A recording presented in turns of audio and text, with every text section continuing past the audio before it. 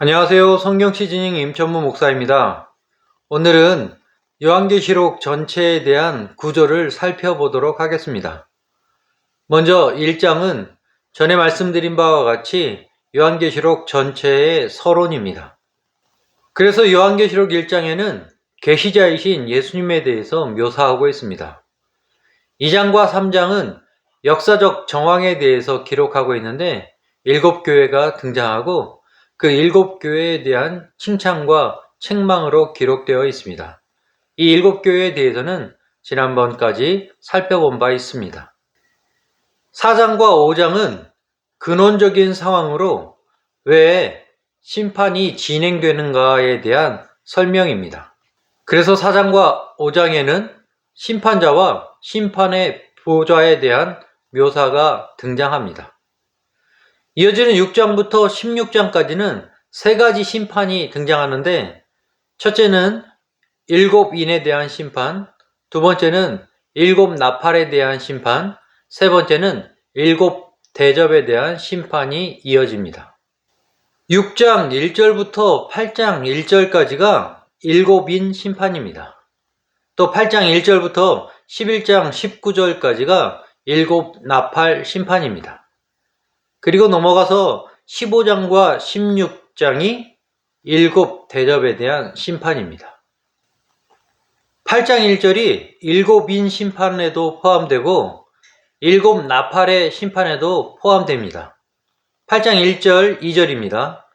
7째 인을 떼실 때에 하늘이 반시간쯤 고요하더니 내가 보매 하나님 앞에 7 천사가 서 있어 7 나팔을 받았더라. 7인 심판에서 마지막 7번째 인이 7 나팔 전체를 포함하고 있는 것을 볼 수 있습니다. 이어지는 7번째 나팔도 7 대접 심판 모두를 포함하고 있습니다. 계시록 11장 15절입니다. 7째 천사가 나팔을 불매 하늘에 큰 음성들이 나서 이르되 세상 나라가 우리 주와 그의 그리스도의 나라가 되어 그가 세세토록 왕노릇 하시리로다 하니. 요한계시록 15장 1절 말씀입니다. 또 하늘에 크고 이상한 다른 이적을 보매 7 천사가 7 재앙을 가졌으니 곧 마지막 재앙이라.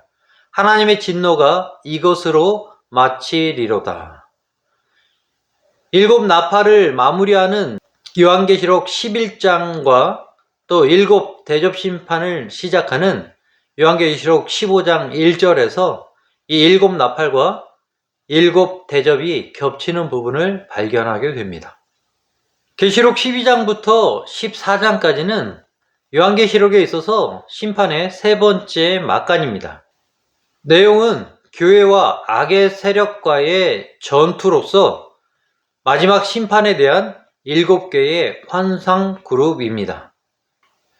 요한계시록 12장부터 14장까지 이 세 장이 세 번째 막간으로 들어가는 상황에서 7번째 인과 7 나팔이 교차하는 부분처럼 8장 1절부터 2절까지 교차되는 부분은 선명하게 드러나지 않습니다.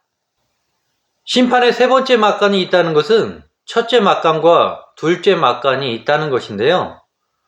첫째 막간은 7인 심판 중에 4개의 심판이 이루어지고 나머지 2개의 심판이 이루어지기 전에 그 사이에 들어 있습니다.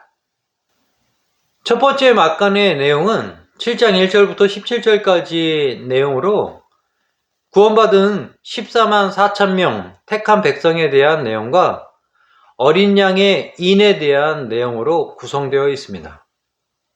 이 내용들은 구원의 완전함과 그리고 우리에 대한 구원의 안전함을 환상들로 나타내 보여주는 것입니다. 두 번째 막간도 7 나팔 심판이 진행되어지는 가운데 앞에 4개의 심판이 진행되어진 이후에 막간이 존재합니다. 그 내용은 천사와 작은 두루마리에 대한 내용과 두 증인에 대한 내용으로 채워져 있습니다. 마지막 7 대접 심판이 진행되어지는 가운데는 막간이 존재하지 않습니다. 다만 7 대접 심판을 시작하기 이전에 일곱 나팔과 일곱 대접 사이에 세 번째 긴 막간이 존재하는 것입니다. 요한계시록 17장 1절부터 19장 5절까지는 바벨론의 멸망에 대한 예언입니다.